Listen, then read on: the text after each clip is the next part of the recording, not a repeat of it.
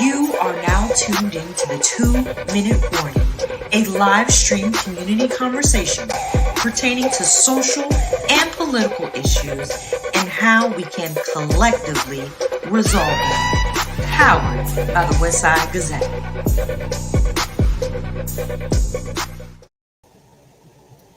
Hello,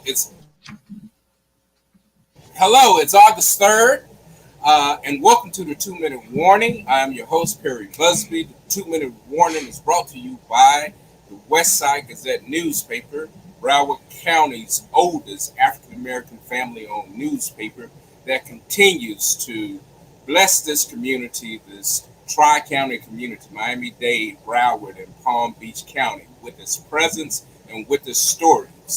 And so joining me tonight is the publisher of the Westside Gazette, my good friend, Mr. Bobby Henry, and our good buddy, Mr. David Wright. Brothers, how are you doing tonight? I'm fired up and ready to go. I just came back from the NAACP from Boston, and I'm fired up and ready to go. Okay. Mm-hmm.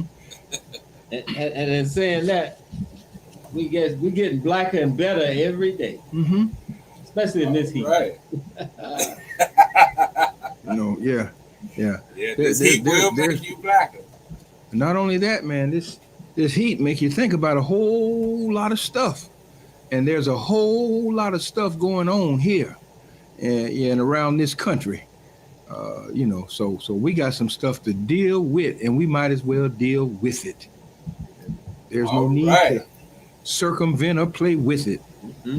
Not today. No, let's get down and dirty if we have to, keeping it clean though. We're still a reputable news source. Yeah.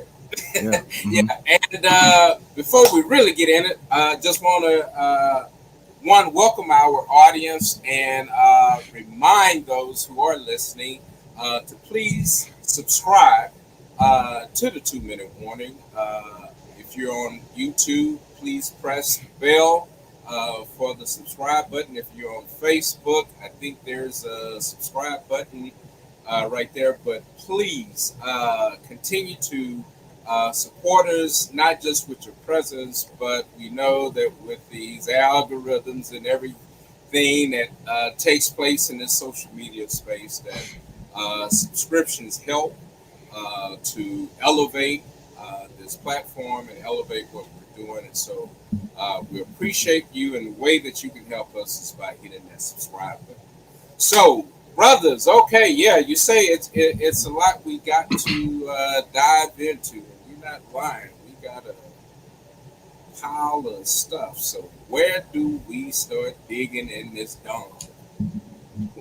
Like I say, I just got back from the NAACP National Conference, and it's on everybody's lips. Everybody's talking about Florida. Yep, that's true. But what is permeating more is what happens in Florida has a tendency to take roots and grow, and find itself all across the country. So as we deal with the situations here in Florida with that governor of ours, and his sycophants? Am I saying it correctly? Sycophant. Yeah, those individuals. But now I know too, one of the main ones has itself in a bind right about now. Donald John Trump, and what's happening with that. Now Perry, I'll allow you to bring us into that, and then David and I'll come back and beat up on the other side of unrighteousness, if you will. Mm-hmm. Well, I think, and I've been watching it on and off. In fact, I have it on the TV now as well. I think it's part and parcel of the thing that you're ready to dive into. And he's today he was formally indicted for the third time. And now he's looking at 78 indictments in total, from New York to Miami to now Washington, D.C. And so he's got those 3 indictments, and let us say he's at 3 and counting. because 3 is not where it's going to stop. He still has another case that is forthcoming. The state, I mean the DA in Fulton County has already acknowledged that she's ready to go and bring formal charges. And so we've got quite a bit. While Donald Trump is in trouble, America itself is in trouble. Absolutely. And really is on trial in this case. Because as his indictments grow, there is the sentiment that his following is increasing. And I think that that's something that we've got to address in some way. While it may sound dismissive that, oh, those are those crazy people, we're just living in some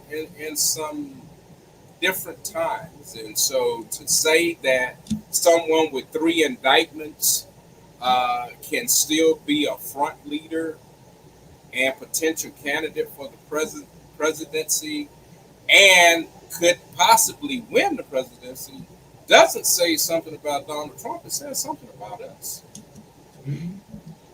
So, that helps me reflect back to the old days of New York when that word, the mafia, existed, where there were people that we knew were dangerous to our community, had possibly have been associated with various crimes and murders, but were still looked up in certain communities. I mean, when we look at the corruption in the New York area, part of the area where we know this person we're talking about came from, this has been part of that culture when it comes to organized crime. And I think what we're seeing is something similar in the fact that he represents something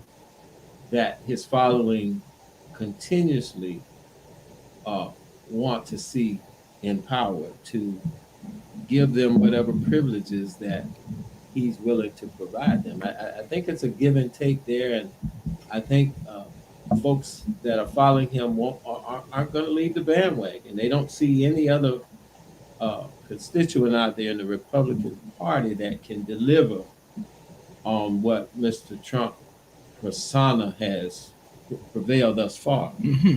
So I'd like to open that conversation up, because this is where we've seen this before, where we knew these gangsters would do both things. They would do their business, and then they'd come back and take care kind of of the grease the palm and take care of the community, and people loved them. Yeah, this again, I go back to on the street corner, and the 3-card Marley or the P-Man. Here Donald Trump is. He's not the one who's throwing the cards, but he's the one that is circling in the crowd to get people involved in it, so you can fall for the okie doke. While the ones who are throwing the cards are moving the peas, those are the ones that are really controlling the game, and the person in Donald John Trump, who professed to be all this, is nothing but a wimp in himself. He's a puff of smoke, but his cast, his supporting cast, is where the trouble lies from my perspective, from what I see. Yeah, Donald is now before the courts, well, if you will, call it the courts. He's now again indicted for the 3rd time, but then those who orchestrate or who allows him to do this have yet to be brought to the forefront. So this is only partial of the scenario of what we're going to see when it all comes to fruition. Now, if Donald Trump is allowed to um, how should I say, get away from this or find some way to get out of this, then that leaves America in a quandary. Everybody would now, okay, he can do it. Now we can do it. So this political system, as we know it, this two-party political system, will no longer exist. He will have created a whole nother political system. Those that truly manipulate and get away with breaking the laws to be in the law. If this man could run from prison, that says a whole lot about our crumbled up society. So, Yeah, I agree, and I think I really don't. As we discuss this, I'm left with more questions than I am with answers or even possible solutions. Uh, because, as David said so eloquently and laid out the historical fact, as well as you, Bobby, about Donald Trump. And yeah, one of his biggest mentors, it is well documented, was a street hustler that was a three-card money player.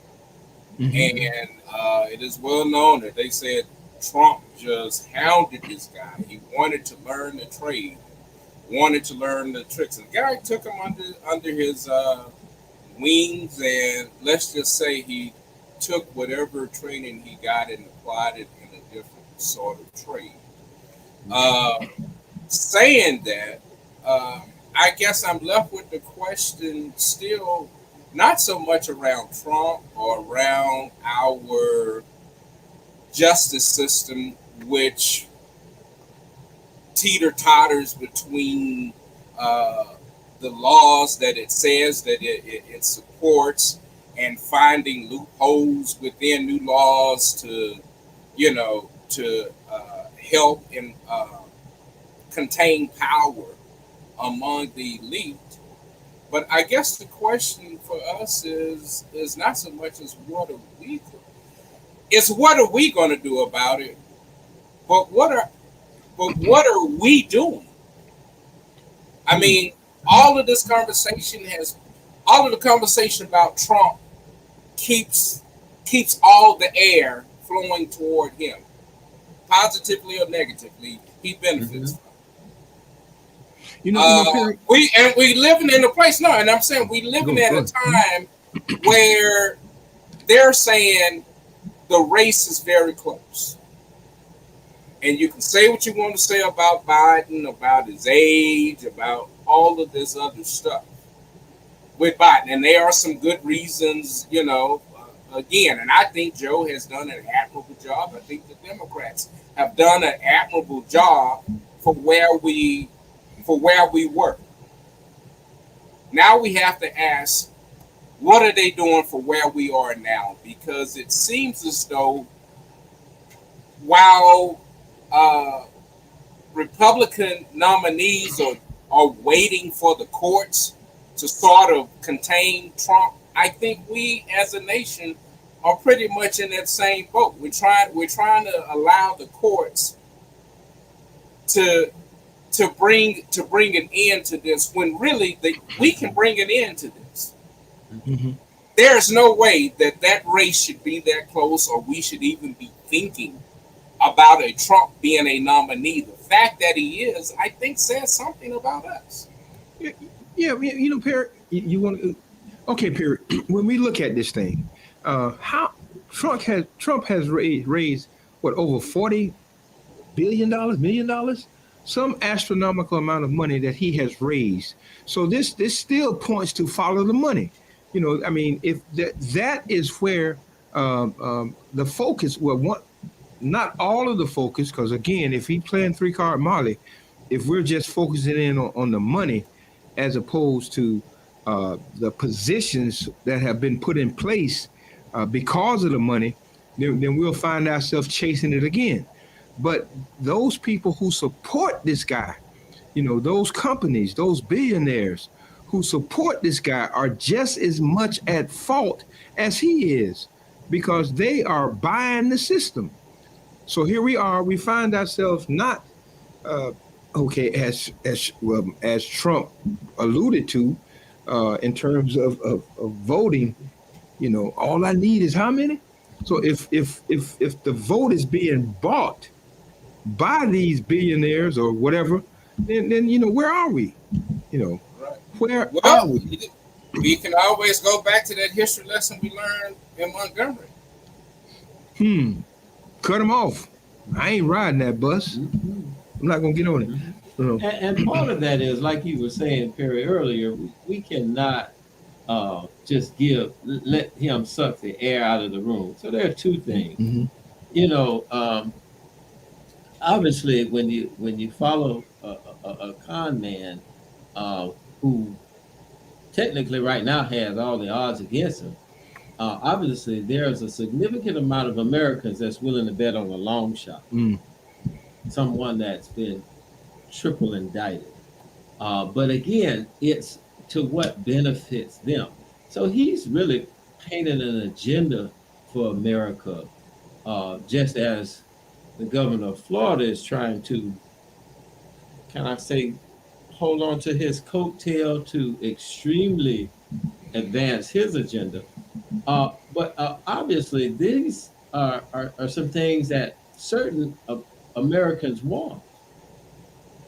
Okay?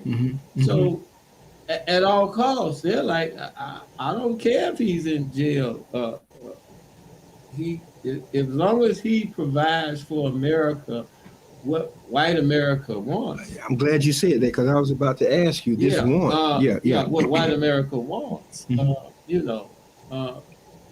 So be it. And that's really where we are right now. Again, I don't think the GOP has a candidate that has the swag that could defeat Joe Biden, unlike 45 getting another chance. And if you notice, I try not to use his name because it does suck the air out of the room. But again, we have to be mindful now of what is going to be the strategy of these local areas, these local communities, these states, and how we stay focused on what's at stake in those cities and in those states, because we can get sidetracked by this sideshow and really lose perspective. And next thing you know, that whole wheelhouse is right in our backyard. And I see one of our viewers, Baby D says, and all of his supporters, all of his supporters are paying for his legal fees. And those legal fees are astronomical, And I was, okay, let me digress a little bit. I was watching the news and I saw this Trump plane come into view. So man, I was just looking at that to how much money is being poured into this whole Trump what a show, if you will. How much money is being pumped into this, and just that airplane alone, and the upkeep and all the other stuff that comes with that. This man is ciphering hard-earned dollars from poor people as well as the billionaires. He's sucking the sense. The census, and that's the not the CENTS, but the SEN, those senses out of the people, and they're not realizing it. Thankfully, our Congressional Black Caucus is chiming in on this and getting into this fight, along with other sources. So, again, coming back from the NAACP. But I do have to ask: is the issue a political issue? I don't just think it. I think that's part of it. I mean, but we're at a point now where we're fighting, where we're going back and forth over history, and that's apolitical. Okay, give me a little bit more about that, Perry. Yeah. No, in the state of Florida, and I know there's been much said about African American history, but even today, the Florida Department of Education outlawed is now banning psychology. So they don't want to talk about black, and they don't want you to deal with your psychosis. What is this? It's the whole concept of humanality. It's the whole concept. If we were to, okay, here we go again with that doggone con artist, that P playing person. Let me get these P's correct. Yeah, here we go again. If they can get us to stay in one lane and not look at the picture in its totality, we will believe it's just political, as opposed to the whole makeup, the whole history of a person, the whole being. You know, when we look at it, it's trying to dehumanize that which has been. Hold up, let me stop for a moment. There was a question asked long time ago: what shall we do with the Negro? That was a question asked a long time ago. Now let's bring this thing home and see how it all fits together. See how this puzzle fits together. You know, on one hand, you got old Ronald down in Florida, Ronald Dion, trying to do away with the fact of who built this country, trying to flip the script and say that, you know, we came here with we were brought here with no skills and change to build this country.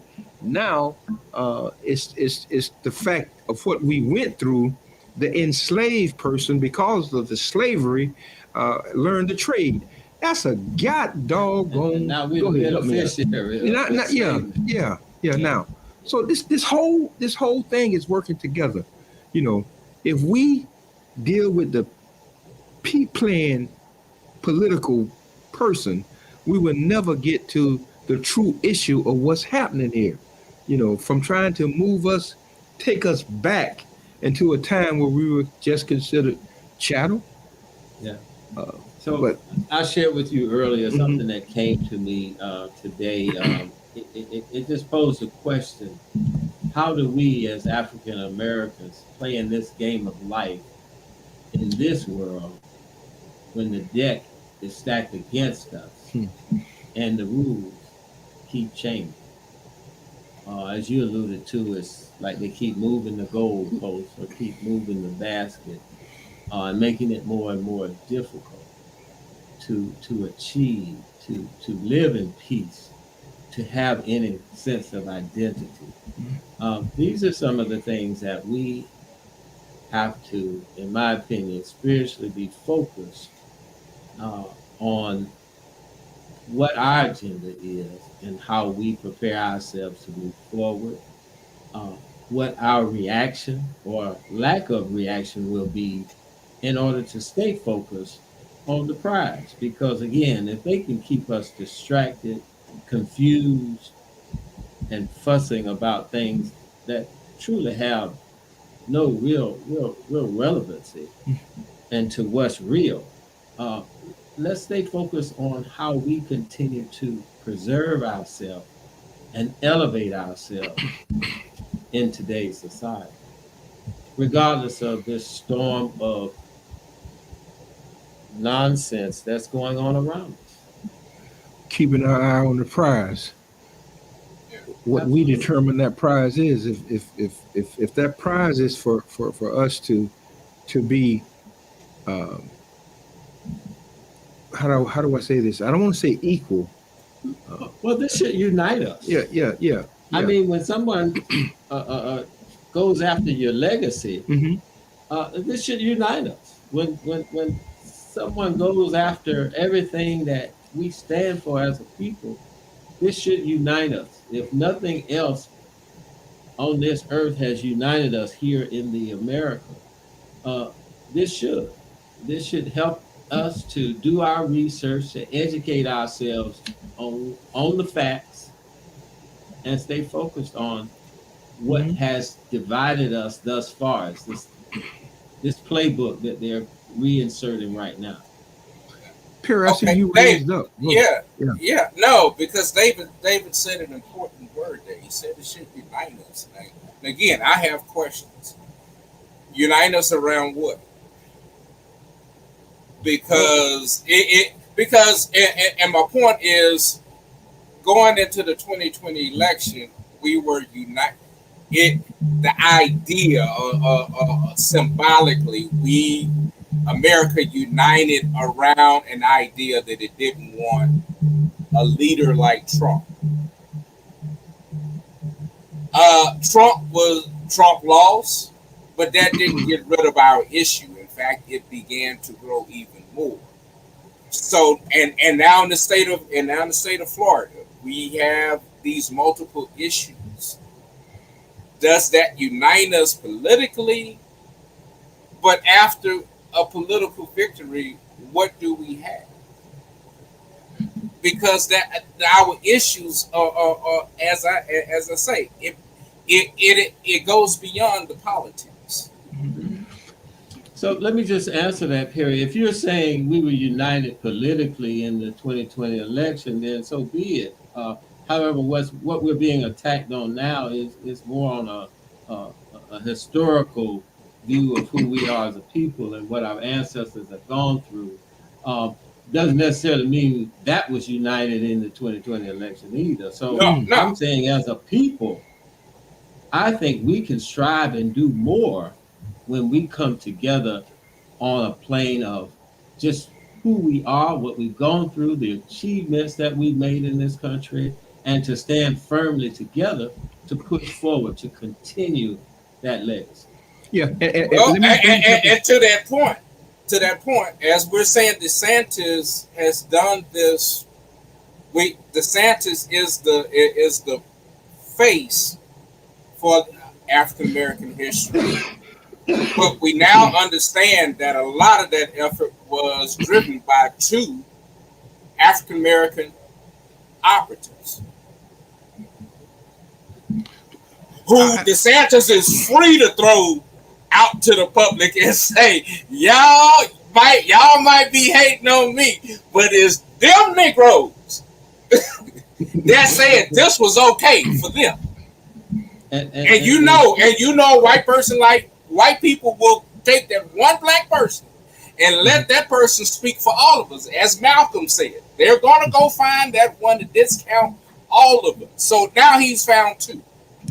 Okay, now Perry, when you mention those two, when you say those two, are you speaking about the two that now are turning against him? Which two are you talking about? No, the two in Florida. Yes. Okay. What is her name? From Tallahassee. I'm not sure. What is her name? Yeah, I forgot her name. Miss. The lady. Oh, you're talking about the lady on the education on the African American Study Board. Right. Yeah. I got to look up her name. A former preacher who said, "Oh Lord, the crack she house said was slavery was good for me." You talking about that sister? That sister. Yeah, I can't place her name right now. And the other and the brother who is in the state legislature. You talking about him? No, he was on the education board as well. He's the brother that got caught up on charges of kidnapping because he went grab an indigenous, a young child, Native American child, grabbed her from the reservation because there was a white couple who wanted to adopt her. Okay, so here we have, and Lord, forgive me. Here we have two individuals who seem to be totally misconstrued about identity in the first place, and not knowing the history that they are talking about or trying to understand. Namely, the sister who is a preacher. She's educated, but she made some misrepresentation of the truth. Now, I don't know if she was ever dependent upon drugs, if she had an issue, I'm not sure. So if she was saying that had it not been for her issue and overcoming that issue, she would not have understood or known her place where she was supposed to be. I'm not saying, but I when one says that thank God for the crack house or thank God for slavery, then there is something that does not register with a person who's in tune with their identity and where they're trying to go. Now I'll say that. So again, coming back from the NAACP's national convention, where it talked about thriving. How do we thrive? We thrive together, and so therefore, if in order for us to move past this predicament that we have found ourselves in, based upon the oppressor who wants to keep us down, here we are, separated by thanking God for the crack house. And those of us who are depending upon Stony the road we trod. So there's several differences that we have to come together and break that ground to get to where we need to be. You mentioned earlier about what I consider to be the greatest movement in the history of this country to move something from the Montgomery bus boycott. So we talked about that.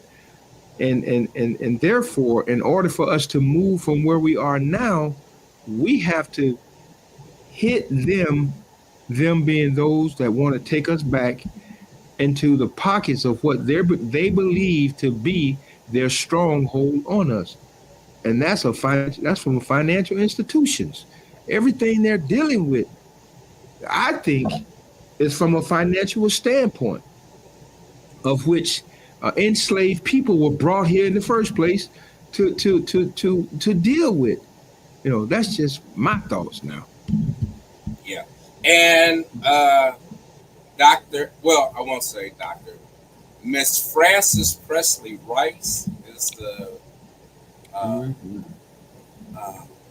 one of the is the lady you're speaking of, and Dr. William Allen is the other gentleman. Those were the two that were on the board, and primarily the two that helped. I'm sure with a 13-member board and you have two blacks, I'm sure the other 11 said, well, we're going to let you guys take the lead on this. Yeah, y'all go ahead and get on out there now.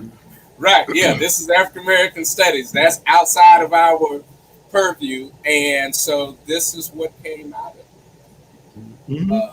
And so, again, just as we learned with Nat Turner and with all those others who said enough of this, as history tells us, if it had not been for the loyal slave who went to the slave master and let him know ahead of time what was going on, then again, every uprising ends up being thwarted through some loyal slave.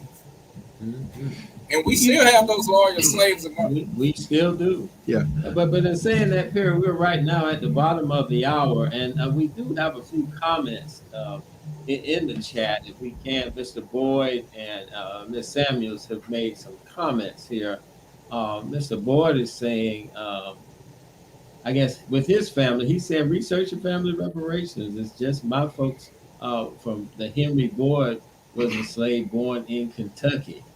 And when you say that, Mr. Boyd, my grandfather had roots in Kentucky as well. And Ms. Samuels was saying, I guess in reference to the people on the board, they knew it, but they try to deny it.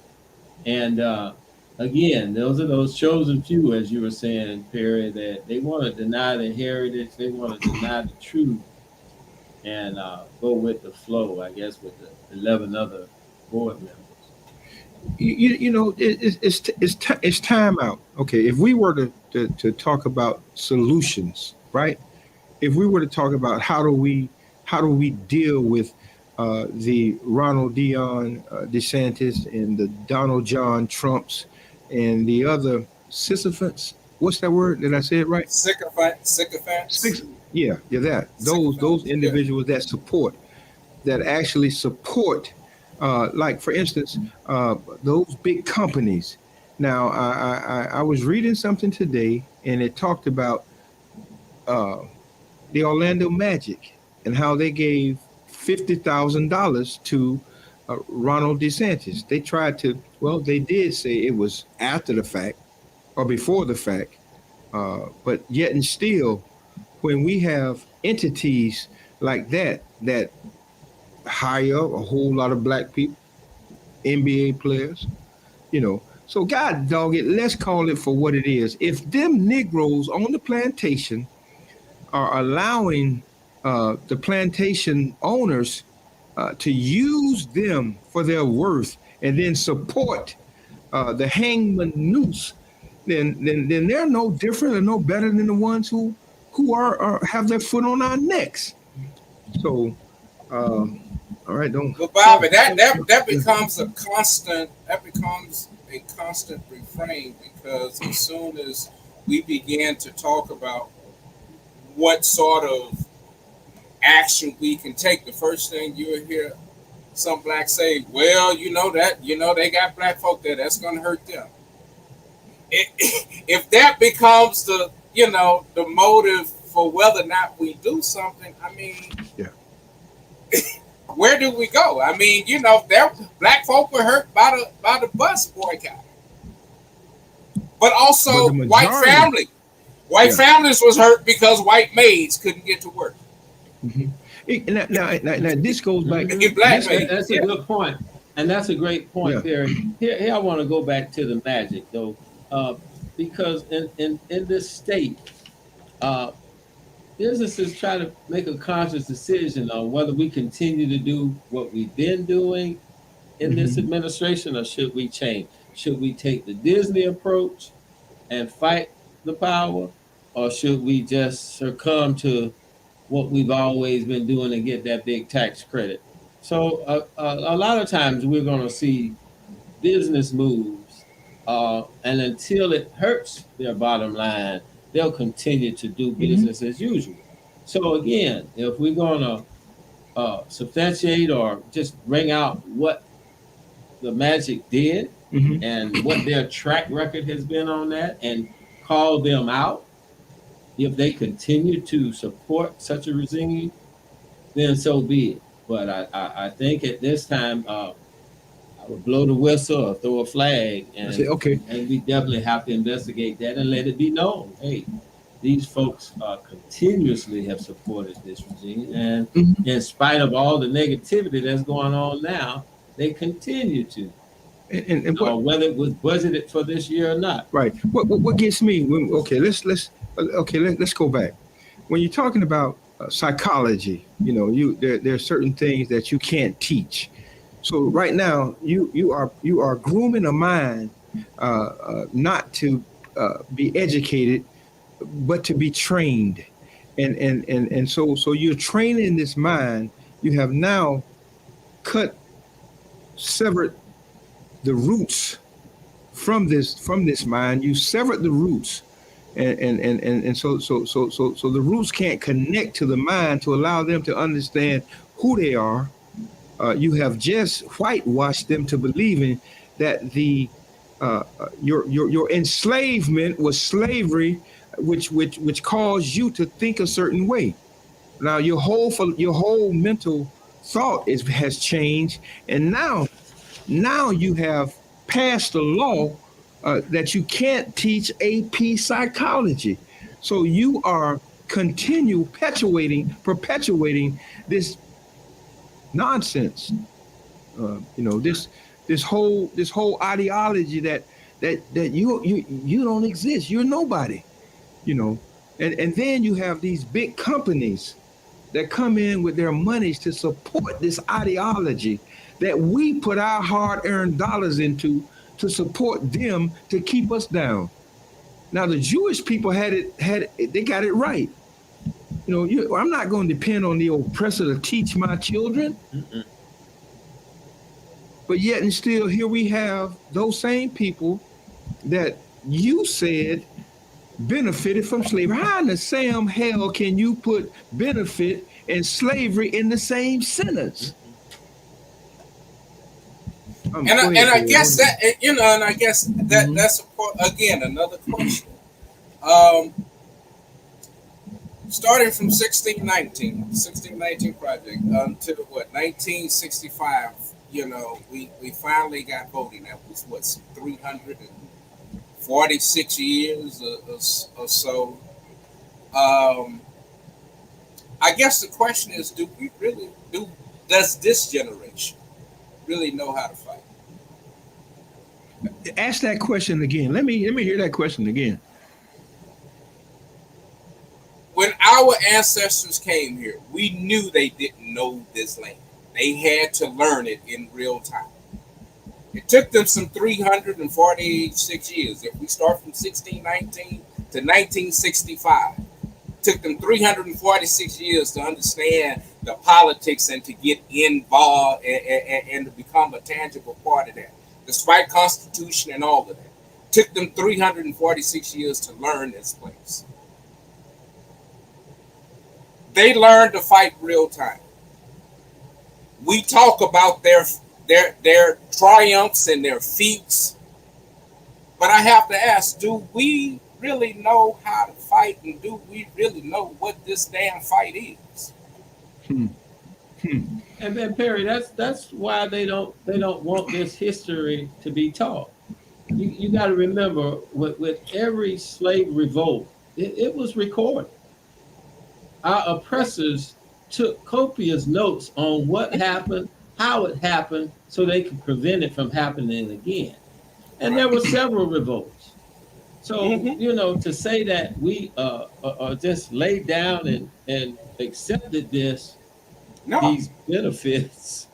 By no means. Yeah. No, by no means is it there. Let's tell that part of history. Yeah. As well as, you know, those 346 years of dealing with how can we still make some advances in this world. Yeah. Right. They kept right. But you said they kept copious notes. My thing is, and we know this, it's not about them trying to keep our history. It's, do we know our history? Do we know our history? I know, and some of us do, and some of us, but we're all learning in process. So damn them. This is about us. Absolutely. And just like you said about the Jews, they said never again. Never again. And they kept their history, and they did it their way.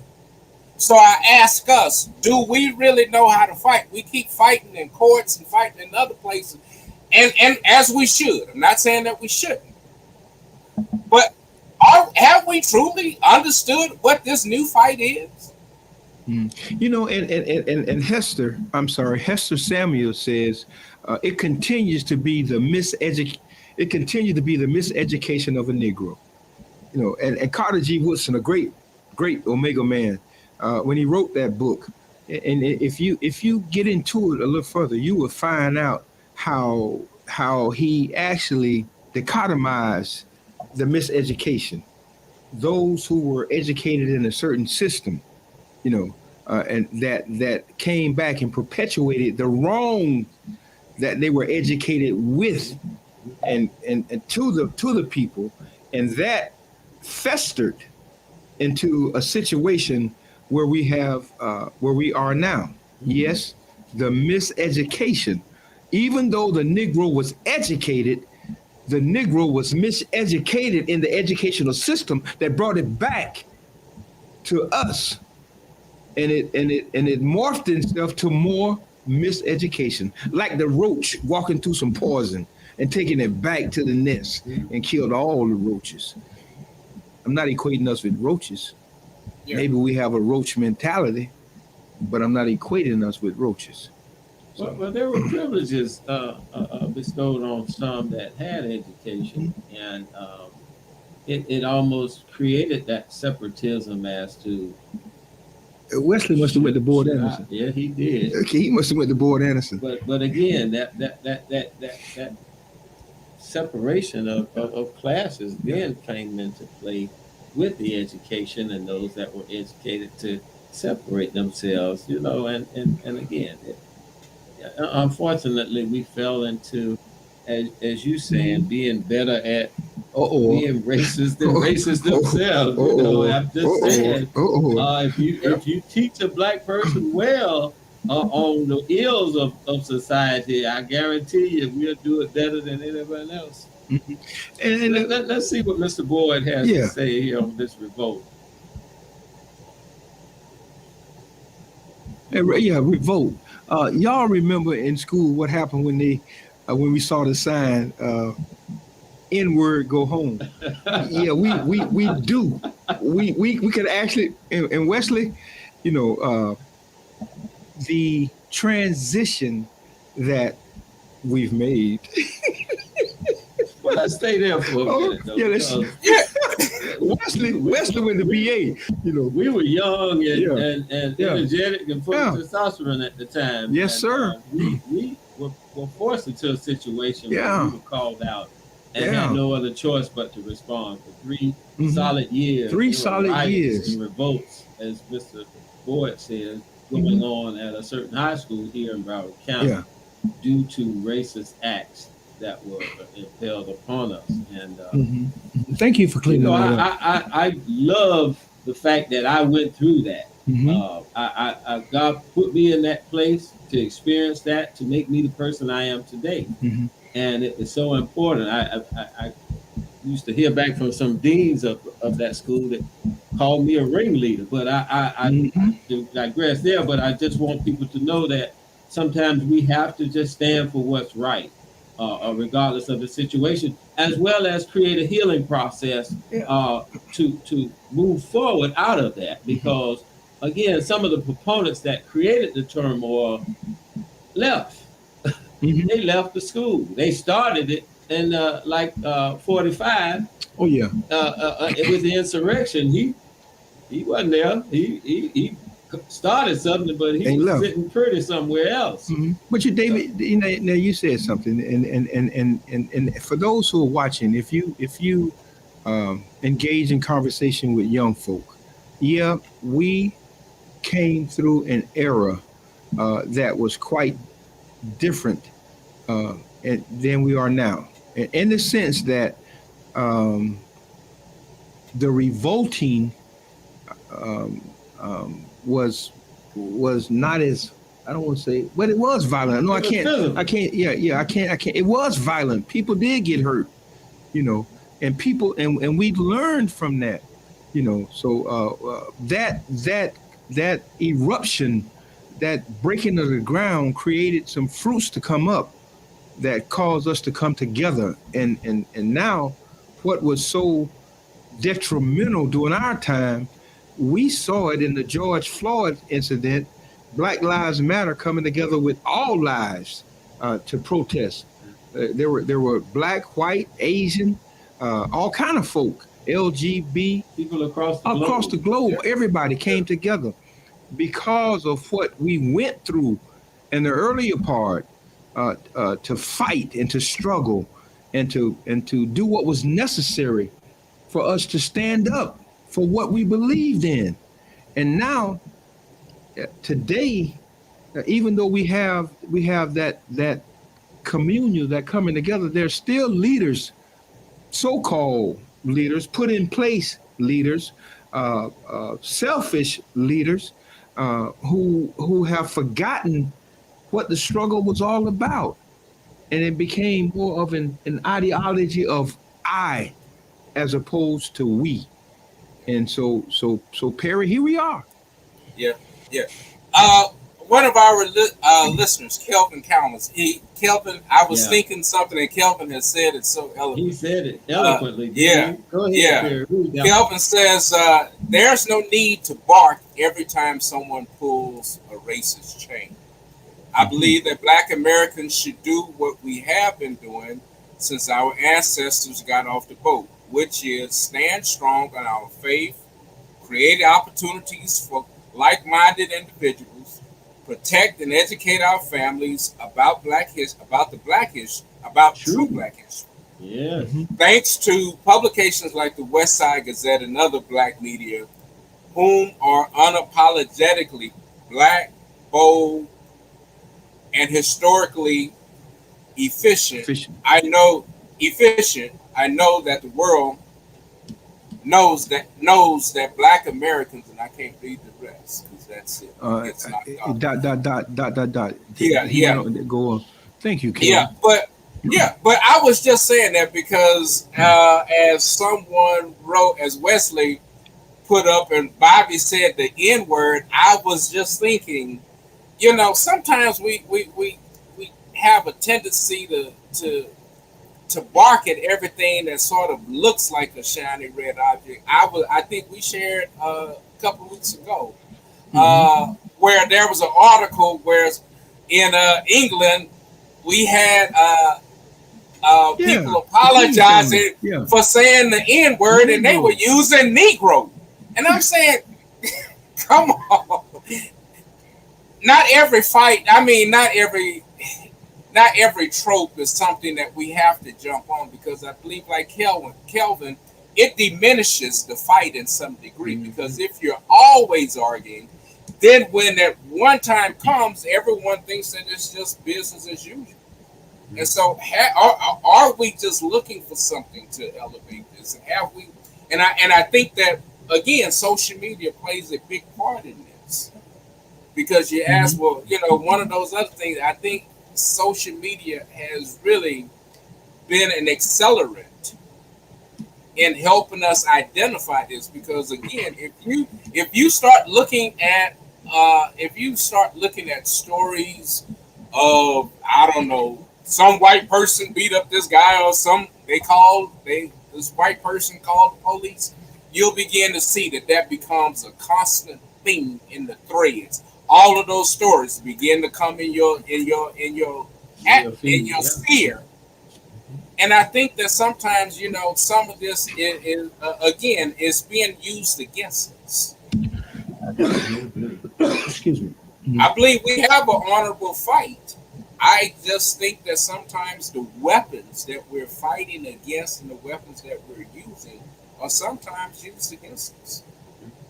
And as Kelvin said, there's some things that we should be genuinely focused on. And it's standing on our faith and our family, educating those around us. Again, how are we reutilizing our resources? And here in the month of August, this is National Black Business Month. This is, it can't get no important than how we form our businesses, what we do in our communities as leaders, as black leaders in our community, how we forge our businesses, such as, institutions like the Westside Gazette, our local NAACPs and other black businesses that have been able to thrive and survive over time. We have to continue to support that and stand strong on that as well, with the like-minded individuals that we can continue to pursue, and keeping us like-minded, being careful of what we feed in our minds, because if we stay on that social media and buy into those feeds, just because you clicked on that crazy article one time, they're going to send 100 of them to you. And if you're not careful, you will get caught up into that mainstream of distraction. Another big item this week, the Henrietta Lacks story, the settlement there, and how they've used her super healing genes to do miraculous things without any type of notoriety, compensation or anything. Finally, that suit was settled. Again, who would have? How would we have found out? So here again is when we lose focus. These are the type of things that can happen. So, Kelvin, real kudos to your comments, sir. I appreciate you. Please continue to join us and share your thoughts with us on the 2-minute warning. And you mentioned black businesses. I see Lou Kane has joined in. Lou Kane is a young entrepreneur that has the Italian Icy. A young brother that graduated from Dillard High School, went on to Iowa, graduated from Iowa, came back, and this is his business. Mm-hmm. Not only that, but his professional part is dealing with special people, special kids. So thank you for joining in, Lou. And not only that, Lou, put your information in the comment, in the chat, please. Yeah. We'd like to know more about your businesses Mm-hmm. and some of the things that you're doing your address, in the community. Yeah. This is an open forum today, guys. We want to hear from our viewers. Mm-hmm. Yeah, Lou came to Italian Ice. Yeah, go Perry. Mm-hmm. Yeah, and speaking. Go ahead. I lost my train of thought. No, because we're gonna wrap it up a little bit now. So we're gonna give you 30 seconds to get your thoughts together. That's gonna be about 3 minutes. No. We started thinking about Luke, but oh gosh, go ahead. Go ahead. Okay, it's all good. As Perry regained his thoughts, Dave, what you got going on? We got a couple of things, man. I got to give a shout out to my Alpha brothers. Now, I know I'm sitting next to a Mega Man, Yeah, but that's okay. listen, man, these were one of the first people that pulled out of Florida, and I mean, what they say, pull out. Well, anyway, I mean it in a nice way.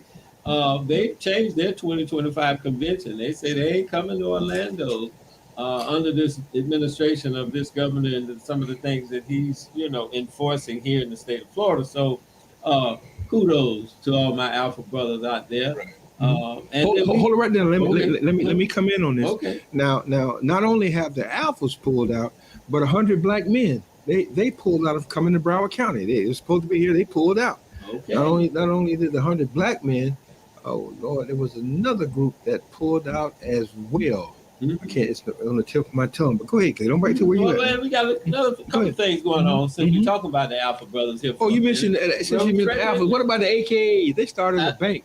You got them? No, you got it. Yeah, the AKA started a bank now. I mean, it's a good thing for you to start a black bank. I think that's all in well, but I think what we got to do, Alpha Kappa Alpha Sorority Incorporated, is to open it up to everybody. Don't just make it a members only bank.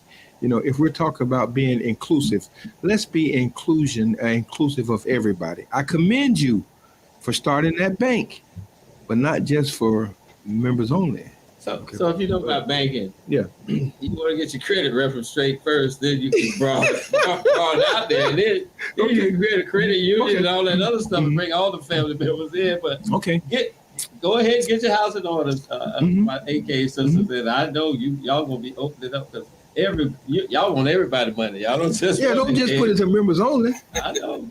What was that song for? Members only? Yeah. No, that's right. What you got, Dave? Another thing, man, Rainbow Push Coalition has just announced they have some new leadership. Okay. Freddie Haynes. Yes. Okay. Frederick Douglass Haynes. Who they got? Yeah, that's good. So we just want to give kudos to Rainbow Push and our dear brother, Pastor Reverend Freddie Haynes. Very good. Very good. Okay, Perry, you remember now? No, go ahead. No. Okay, good. And I do want to say this in all sincerity. Well, we've been serious through this whole thing, even if we do have a little humor thrown in. Jesus had a sense of humor. Look at us. So, but anyway, again, while at the NAACP National Conference, there was a lot of talk about thriving and coming together. And I didn't attend every session, but to the ones that I was in attendance at, namely the gathering of union folk. You would be surprised of all of the presidents of national union associations. I'm talking about from the National Education Association, the SEIU, Brother Claude and I can't think that particular union, but we have black folk in key position. And so what I took away from that conference, aside from the knowledge of that was on display, the different forms, what I took away was how badly the black press is needed. Now, I'm not being selfish I'm speaking from what I gathered, because in every conversation, it talked about their voices being heard. How do we get our stories out? How do we get people to understand how certain media are distorting the truth? So that told me that the positioning of the Black press, Black-owned media, and every platform that we own is truly needed. So to those listeners and those other organizations, you have the voice capability of reaching. I know on a weekly basis, we reach 19 million from the print alone, and that is audited. So if you want to get your message out, if you want the truth to be told and heard, you got to deal with Black media. You can no longer go to those other institutions, the Comcast, the social media where stuff can be distorted. You got to come home. And we have to unite so that we, Black-owned media, the Black press, can amplify your voices. We have to do that. Strength and unity. Now, and I'm glad you said that. Sure. Because you made me remember what it was. Okay. I want to what it was. Okay. And that is, I don't know. Definitely, I don't mind promoting another brother. Roland Martin had a very salient conversation, I think, about 2 days ago. And we've been talking about Republicans and all of that, but he made a very salient point about why this next presidential race is as tight as it is. And he puts it squarely on the Democrats and how we go about mobilizing our base. And it's squarely on the fact that as much money as Democrat candidates have raised, the Democratic Party has raised, when you look at where they put their money, Black media is one of the lowest line items on their budget, and it's the line item that usually comes at the very end of their campaign. Perry, stop for 1 second. Stop right there. And most people who are in position to make sure that that doesn't happen are Black folk. Most they people, are yeah. The fact that the DNC isn't using Black strategists. I mean, we got Cornell Belcher. We've got I can't remember the other lady's name, but usually they come in as secondary to any major candidate, any major campaign push. Bobby, you were there. Mm-hmm. We sat in a meeting. That's right. With the state of Florida's Democratic Party. Yes, we Manny did. Diaz's ass wouldn't even show up. Wouldn't show up. He sent a surrogate. Yes, he a did. Young African American brother. Yeah. Same game. Come on. If we said it was Republicans, we'd be calling them out on that BS, Bobby. Right. Manny didn't think enough of us to even come. He sent that young guy, and the young guy, I don't blame him, but he was at least honest. He said we don't have a message and we don't have money. Okay. At least not to give to you guys. Okay. Perry, hold that right there. Now I'm going to say this. And Rick Hort, if you're out there listening, Nikki Freed, if you're listening, I understand you got an event coming up real soon. I think it's August the 10th. There's something coming up with the Democratic Party. Okay. So now if you're sincere about what you're doing, you would not always be putting your stuff on some social media where everybody ain't gonna pay attention to. I'm kind of biting my lips so I don't bring any negative stuff about the language I use, because I can go to where people understand me. So you need to recognize that you cannot continue to do the same things that you did last year and expect a different result. Then that proves to us that you're insane and you're not including us. So you need to really. Maybe they don't know how to fight. Yeah, you said that earlier. Okay. Okay, now I'm And then the second thing, right? Go The ahead, second go thing, ahead, and go the ahead. last thing I'm gonna end is with my hometown in Houston. Houston, the superintendent of HISD, he's a new guy. He is proposing a new learning strategy, and several schools have signed up for it. It's called the New Education something. I got to remember what it is. Don't worry about it. You got some reading. But anyway, the strategy is they are the new superintendent wants to convert libraries into these discipline and team centers.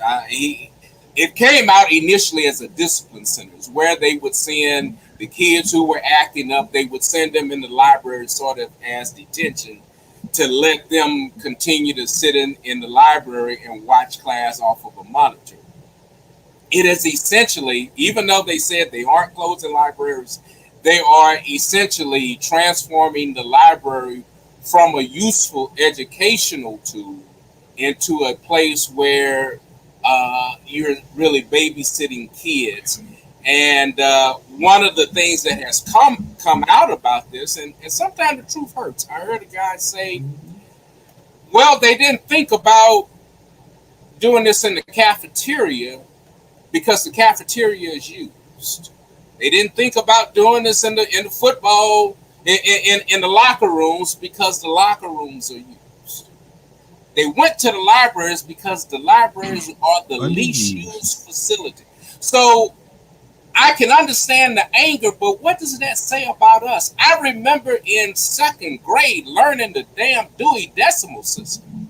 Catalog. You had to go in the library. You had to go. You had to learn. So what is that saying about us? And even as we fight about American history, we got a African American Research Library that gets used moderately.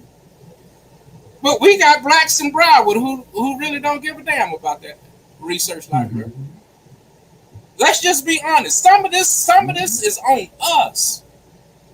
That our schools are willing to close down libraries and make them detention centers. No school fault. School signed up for it. That's on us. Mm-hmm. Okay. I'm glad we allowed you to get your thoughts together, David. What you got to say? To be continued. To be continued. Yes. Okay. No, okay. I'm all in. I gave my nuggets, and it's about time we need to go ahead and close out. Okay, here we go. Let's do that then. First of all, let me say this. I am elated over the fact that I attended my first NAACP National Conference. I was moved. I learned something on both sides of the coin. I learned what is needed and what we're doing that's not working. I learned that. Now let me say this. You asked for some solutions to certain issues. Let me give you some. We need to continue pushing back by writing letters to the editors of black newspapers. If you're on social media, every time there's a program talking about this or blacks, what they're not doing and how slavery is beneficial, comment on it. Register to vote. And I know that may seem simple, but registering to vote, your name is on the roll. You have an opportunity to get involved with the court system. You can be a juror where you have some other rights that you can take care of. Okay? Speak to every person that may not be following the news. We got those who don't follow the news. So what is wrong with engaging them in conversation with your intelligent self? Tell them what's happening. Okay? Buy woke books and share them with the youth. Books that have been written in the past. Fannie Lou Hamer, I'm sick and tired of being sick and tired. Richard Wright, I'm not that kind of Negro. What about Malcolm X? What about the real story of Dr. Martin Luther King? Buy those books that are being banned. Toni Morrison, The Bluest Eyes. Alex Haley, and share those with our young folk. If we never write another book again, we got enough in our arsenal that if we taught it and share it, we'll be in a better place. Okay, here we go. Buy woke books, I talked about that. Speak to your, here we go. I'm finna come down to the preachers. Speak to your pastors about having black study classes. Open the church up and let the church be that, as James Cone said, the liberating voice of black people. Open it up, invite the young kids to come in and teach them their history. We got enough retired teachers that can go into black churches and teach. Okay. Attend school board meetings. All right. If you're so concerned about what is happening at these school boards, attend the meetings. It's okay if you perhaps don't know the proper protocol. If you don't know it, attend the meetings and speak up. Lastly, but not least, and this is for you young folk. If you're so concerned that us old heads don't know what's going on, we don't know what's happening, we're not standing on the one, we don't do this, God dog it, then you organize and participate in marches.